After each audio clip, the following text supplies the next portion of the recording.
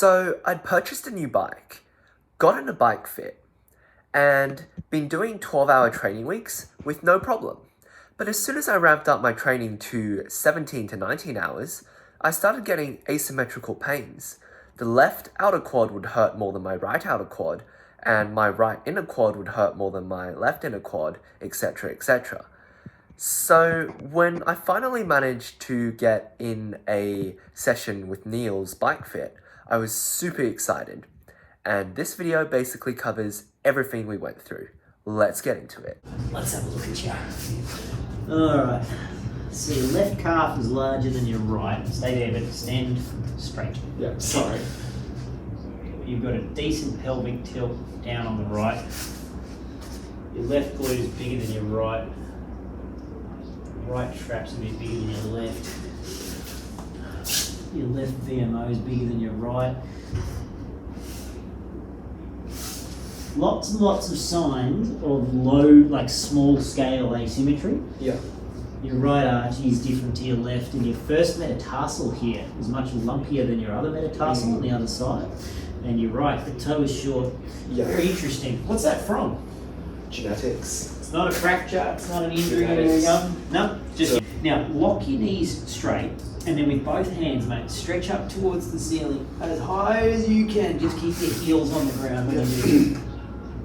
And the tilt gets worse, which leads us to the probability that it is a shorter right leg. Now, cool. How's your forward flexibility, Dan? Like, impress me. yeah, I can literally go there. Right, so we're not going to have any problems with flexibility. Yeah. I'm guessing you've got a short right leg, and I'm also guessing that it's in your femur, so it's not in your tibia, which changes the game a little bit with shims. Yeah. I did say I don't have good rotation. I've seen worse. Really? It's not that terrible. It's not great, but it's not that terrible. Tuck your hip under. Show me your rotation. Clunk, clunk. It's pretty good. I can rotate everything except internally. I Externally. can technically get that leg like Yeah, I did. but only if my leg turns out, because otherwise it won't clear the hip. Yeah. Now you've got unbelievable hamstring length, which is fantastic. Beautifully symmetrical. A little bit better on the left hip, but this is not terrible. I did notice that when I do my splits, when I get my right leg forward, my hips tend to roll at more of an angle than if my left leg's forward. Gotcha. Both of them are okay. Like 5 degrees there with a hard end point is problematic. 10 degrees is pretty reasonable, and 15 is okay. This one's got about 20. The other one's got probably 10 or 15. Not terrible. Yeah. Have you ever had your hips X-rayed or anything to look for the impingement or anything, or is it just what people are saying? I wouldn't technically say you've got impingement. Really? I would say you've got like mildly retroverted femoral necks.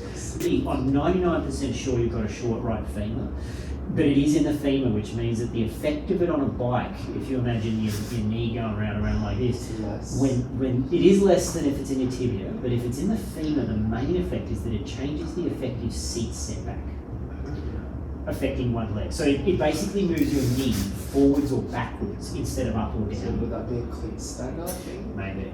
Yeah. Cool, man. All right, so we've got a whole bunch of muscular asymmetry, which is not massive, but there's a lot of it. Yeah. So it's like all over. And then we've got this foot asymmetry and a potentially shorter right femur. And aside from that, you're not too bad. So you've got a couple of layers of complexity to this, but it's not. It shouldn't be insurmountable. Let's have a look at how you pedal a bike, mate. Come and throw your shoes on, and let's see how weird you look on this. All right, let's see what's wrong. Ah, it's an easy one. Cool.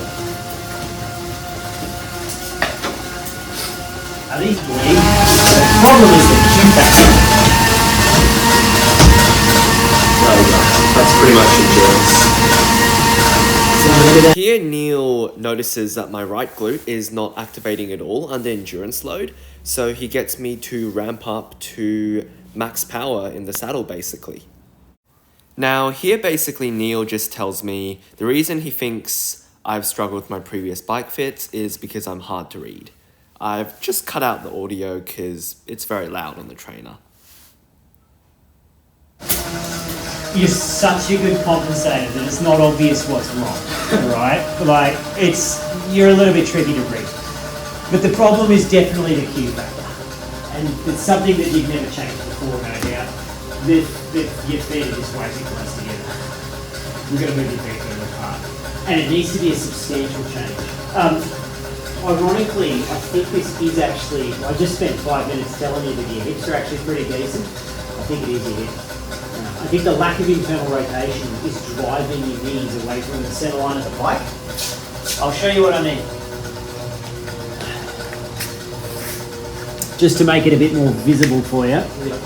Don't look into the laser, but I'll just point it at so that's kind of the center of your pedal. Look at it now on your left knee. Don't pull it in, just let it do whatever it wants to do. See how the line is wandering across the nose of your knee? What it's doing is at the top of the stroke, your knee is getting pulled away like this. Oh. I'm exaggerating, but it's getting pulled away from the top of the stroke, right? So as your knee rises at the top of the stroke, your hip is running out of range and it's pushing it out. And this is what's causing most of your trouble. It's very, very difficult to see any asymmetry when you're going lightly. The key thing is though, like your right glute doesn't activate much at all when you're cruising really light. As soon as the load goes right up, you start dropping your right hip forward to fade your leg. Tight through here, like right hip flexor. Yeah, that's from dropping your hip forward and loading your psoas and yeah. So this is worse on the right. This asymmetry. I'm pretty sure the cleat has a decent amount to move in any direction. Good, but it's going to need to be a bit more than that. Whoops. Yeah, let's get that centered. So we've got to stop that laterality of your knee pushing away from the center line of the bike at the top of the stroke. Yeah. So you suck your heels in an attempt to move your knees further apart, which is a classic compensatory issue from the Q factor being too narrow as well. Do you reckon it would be worse when I'm like down here? Yep. Closing. Yep. So I usually shift back on the saddle as well. Yeah, that's okay. Yeah, it'll probably get worse when you go back. But the real severe external rotation on the pedal of your foot plant, then you know how your heels pull in really aggressively? Yeah. That's a sign as well that you've got a really high level compensator, a person who's really adept at dealing with this problem. But they're sucking their heels in an attempt to alter their own Q factor. So you're trying to basically move your knees close together. Sure. Yeah. So this is good. This is all fixable. There's a secondary thing which I think is your right arch, and I'm pretty sure your right feet are being slightly shorter as part of this as well. So we're going to have a look at your insoles and stuff and wedge the heel of your right forward and potentially run an asymmetrical set of arch modules, like a set of G8s. But I don't think that's the main problem. I think it's actually the Q factor. And I think we're going to need a fair bit of Q factor, like probably around 6 or 8 millimeters extra on each side to stop this. It's the cheap way to get off the trainer. That's an easy way. So this is all fixable. Come and have a seat. Yeah. So as you're applying heavy force to the right pedal, the first ray is dropping a little bit, which is leading to you dropping your hip forward, because it's very clearly your dominant leg. You drop your hip forward to meet that lower, that dropping of the arch. It's all fixable. So the first thing we're going to do is test my theory about the Q factor. Did you have these staggered on purpose anyway? Yeah. Gotcha. It's Oh, it was working. Your symmetry doesn't look that bad. You had them staggered quite a lot too. I didn't even notice, which is a sign that it's doing something reasonable. Is that something you did the yourself? north waves were bike fitted. I tried to translate it myself onto the boards. But you intentionally had them like that, yeah. And you just did that by feel. By feel, because if I put them normally, my right calf was activating too much. That would make sense. So I was like, I'll just shift that right foot forwards a bit more, cleat back. Yeah, that makes And sense. eventually I reached somewhere where I was like, this feels about right. Gotcha. I'll survive the next 5 weeks until I get my bike fit up. Very clever. Good thinking. I did survive. Yeah, it No was major injuries or overuse. kind of working too. Like when I looked at your symmetry, I had to look real close to tell that there was anything wrong at all. So yeah, well done. All right. Now you got asymmetrical feet. So I'm going going to give you some asymmetrical arch modules. We're particularly going to use the G8s as well because I think you're going to need a thing called a first rate post or a first rate lift for your right foot because of your wonky toe. So we'll start with these bad boys, which as far as an off-the-shelf orthotic goes, the G8s have the ability to be asymmetrical because you can just alter the different levels of arch height in them. So we're probably going to run a 4 on the right. Now, Neil and I basically spend the next hour trying to get the G8 inserts to fit my feet perfectly. I've cut out most of the video because it's boring, but he did a really good job, and I'll show you the result and what else he did. Use a thing called a first rate post or a first metatarsal lift. It's got a number of different names depending upon who you ask. And you cut it out with the phone. Yeah, I'm just going to make a little pad. It's not going to be sort of massive. It's only 3 millimeters thick of EVA. And we'll chamfer the edges of it so it doesn't dig into your other toes or anything. And the idea here is your first ray on the right toe, on the right foot, the first ray sits up. And as you put force on it, it drops down and then rolls over, hence some of the pronation that you feel. Most of it is really first ray alterations. It's just your first ray dropping and moving and stuff. So we want to stabilise your first ray. If it was on your non-dominant leg, it wouldn't matter. Because it's on the one that your central nervous system is favouring and protecting, it matters a surprising amount. Yeah.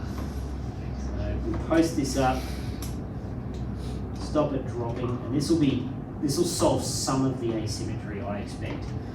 The Q factor hopefully will solve the rest of it, or some more of it, and then we may have to deal with the shorter femur. A 4 millimeter discrepancy in the femur, sometimes you can basically do nothing and it's fine. Do you think it's 4 mils? I don't think it's anything more than that. Yeah. So It's somewhere between 2 and 5, maybe a bit. It'd have to be 3, 4, or 5. So the 1 to 4 mil estimate up on. Yeah, someone's actually thought about it. It's good. That's rare. Someone's actually thought about it. Did you have a scan or anything done on it? No, I check it? just looked at it. Yeah, that's good. That's why I had the cleat stagger initially from the mid waves. Yeah, yeah.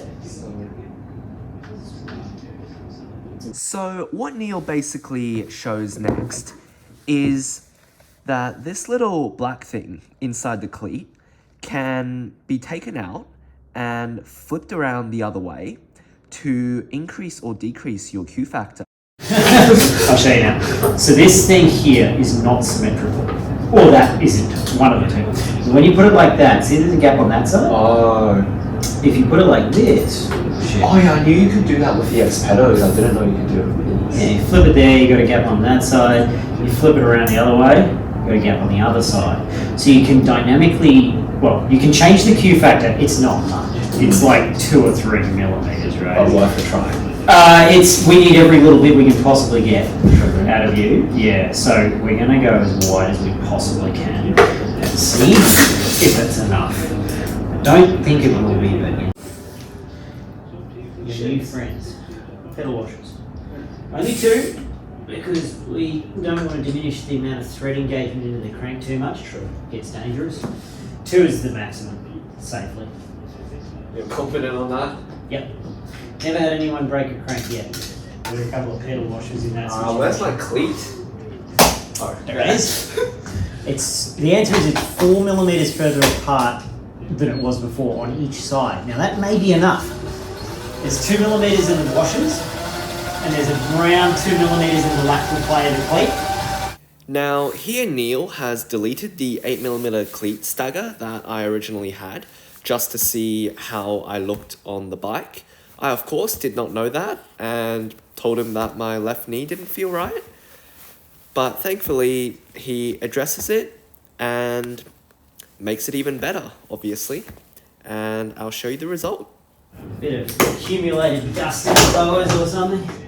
All right, we're looking good. Your right glute suddenly started functioning, which is always a positive sign. The other thing that immediately happened was your right foot wasn't, the heel wasn't dragging in towards the bike like it was before. Much better. Now, let's do a couple of educated guess and checkpoints here. Now we know that your right finger is potentially short, so that one's sitting back, so we're going to need to push the left forward, if anything. Let's go 2 or 3 more. Does your left knee feel better like that? Oh yeah, I don't feel anything wrong with it now. What did you do? I staggered the cleats 2 millimeters. So I do need a stagger. Yeah. And it works perfectly, like really well. Like, so when we propped your first way up on the right foot and changed the arch support, your right glute started functioning, which is great. It's the first step is to get both glutes functioning properly. But your left heel was still pulling in towards the bike more than the right. If you look down now, keep cruising, you'll notice that your heels aren't sucking in towards the frame. Oh Yeah. So that's a combination of 2 things. That's because we changed the arch support to something which I'm sure you can feel is a bit more head right? But also with like the hip factor. So you're not having a challenge to the playing of most of your knees anymore. So you're not having to suck them in and keep your knees happy. So you're sitting this front end. definitely. Yeah. Let me get back to it. Yeah. The secondary component of this, the only thing that wasn't right then, was that your left heel was still pulling in slightly more than the right. Very, very slight, but it was still different. As soon as we stagger the cleats 2 mils to suit the short femur on the right, and it disappears, feels awesome. Now what we're going to do is cycle the load up and down a few times again. So just go right down to the tallest gear. Just let it, go right up, all the way. That's it, that's heaps. Yeah, look, it's now your heels aren't pulling in, your right knee doesn't drive across towards the centre on the right. And if you look at it from above, your right glute's working. So there you go, Dan. Now you're a work of art in terms of your symmetry. Okay. I don't know if you can feel that. I can. Yeah. That is bonkers. That's so much better. Yeah. So you've got only 2 problems. Well, 3. Your right foot was a problem, which you kind of already knew, right? The Q factor was a problem, but only very slight, and I'm very happy to say you don't need those 2. Saves you money, saves you weight. If we can keep using what you're already using, we do, right? All we need is 4 millimeters on each side using the pedal washers and the lateral blade and cleat. And the third thing was the cleat stagger. So you definitely, or at least I'm 99% sure your right finger is a tiny short. Now what we should investigate, is it better to stagger the cleats or is it better to run a tiny shim underneath your right foot? So come and have a seat and we'll try both. Because that already looks bloody awesome. But let's see if you get any better. And we'll see if you can tell which one is better as well. So pass me your, actually both shoes. We'll delete the stagger first. Shim your right. This is an SPD 2-bolt shim. We're going to make your right leg longer. Now, unfortunately, the minimum thickness is 3 millimeters, and I suspect 3 is actually going to be slightly too thick. But the minimum thickness is 3 mil. Let's see how it works. So we'll delete the cleat stagger and instead try you with a mechanical shim. Does that make sense? Yeah. Yeah. And one of these will work better than the other. I'm guessing based upon what I just saw that what we just had is perfect. But we'll try both. Alright, that's a no-brainer. Now, you tell me, does that feel good, bad, ugly with the shim underneath your foot? I feel like my right quad's more dominating now. Yeah, it's shit. It doesn't work. That's like, other than that, I just feel like it feels fine-ish, but I can just feel the bone through there. So what happens is when we shim your right leg, it closes down the knee extension angle too much on your right. You then start tipping your pelvis slightly over to the left and your left glute disengages and your right heel pulls across towards the right hand. So staggering the cleats 2 millimeters is easily the best solution. The first thing we did was perfect, which is good because we don't have to fart around guessing too much. So now that Neil's helped me sort out the back end of my bike, we're going to work on the front end. He's placed a 110 stem in place of my 100 and removed my 20 mils of spacers. Remember, this is a new bike, uncut steerer. So here's the result. You're a noodle. You could fold yourself in half better than anyone I've seen for about 6 months. Really? Yeah, granted you don't have amazing internal rotation in your hips, but it's good enough that it's not causing you a problem. Like, No wahoo. I can't see my box now. doesn't matter. That feels so much better being lower. Yeah, it's just like you're nowhere near your limit. Like we could put a minus 20% on this thing and you'd be fine. Yeah, much better. So there's two things that have happened. It's gone down 20 mil, but it's also gone out 10. It's much lighter, isn't it, on the front end? Yeah. Yeah, and that's what we want, is that lightness. I still want you to be able to shift your weight onto them easily for traction, but I don't want it to be heavy all the time, you know what I mean? So that when you've got stable road ahead of you, you can actually be light on your hands. I think the bars are tilted too far back slightly. Could be. Yeah, could be. They might need to roll forward, maybe. You should feel like I said before, man, there was nothing terribly wrong with the position in terms of the back end. I don't think I even need to touch the seat height or anything. It's just, yeah, the front was too high and too short, and there you had a very complicated symmetry issue. But look at your feet. See how the heels aren't sucking in towards the frame much at all? Your knees are tracking vertically over the centre of the pedals. And the critical thing is your right glute is engaging really neatly, and when the load goes right up, it stays good. That's brilliant.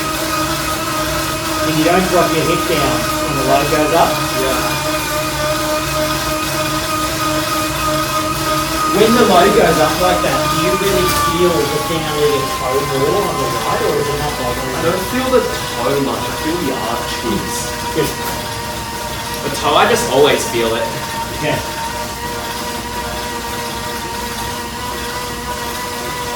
That is a normal symmetry. That is basically as good as anyone ever gets. It's so good I can't actually spot a single thing that needs to change. Yeah, you know what? Oh, geez, the more I look at you, the more I think a 120 might not be a bad move. We better try it. Jump off, I'll put a 120 on it. We better try it. You're about to make a very expensive decision on this, Yeah. so we'll try it. So now that Neil's fitted my 120mm stem on, we proceed to discuss my choice of shoes and a couple of other things here and there. Now, I decided not to include some of our discussions and details in this video because otherwise it'd be like 3 hours long, but I will definitely make future videos about it. So definitely hit that subscribe button if you want to see more bike fitting content with Neil, because that's still the road bike fit coming up with him in a few weeks. You can still see here, it is, yeah, it's right on the edge of being still too narrow. But it's so good, I don't think you'll have any further trouble, mate. Looks neat. And the critical thing, which we always bang on about for symmetry, is the pelvic motion. And that is as good as anyone ever gets. Very symmetrical.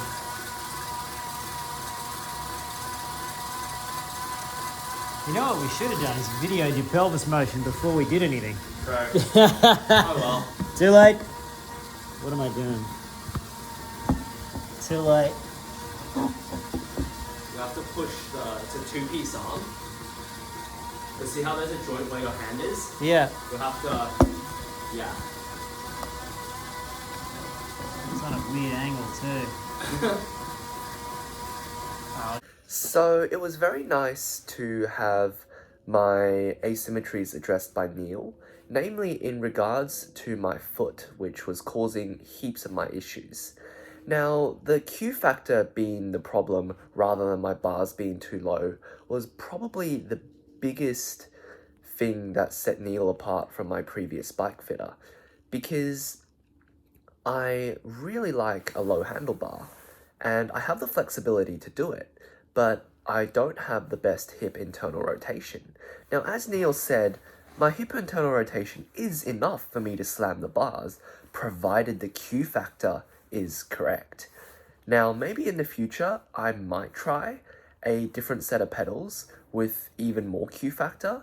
As Neil did say, I'm currently on the limit of having enough Q factor. We'll also be experimenting between a 110 and a 120 stem. As Neil says, because it's a mountain bike, having the perfect fit is less important than feeling in control on the climbs and descents. Now, I will also be experimenting with a more negative stem, as I'm currently fitted with an 8 degree, and as Neil said in the video, I could go 20 degrees if I wanted. So we'll see how that affects my riding, namely weight distribution on the climbs and downhills, and power versus aerodynamics, because if you go too low, you actually begin to lose power. So Neil and I actually talked about a whole heap of interesting things, including how a different pair of shoes requires a slightly different bike fit. Now, I did bring 2 pairs of shoes to this fit. However, if I included the fitting of the other pair of shoes, this video would be like an hour long. So I will make some follow-up videos if this one gets enough views. So let me know in the comments section below if you liked this video and how I can improve it. And I will hopefully see you next time. Thanks for watching and goodbye.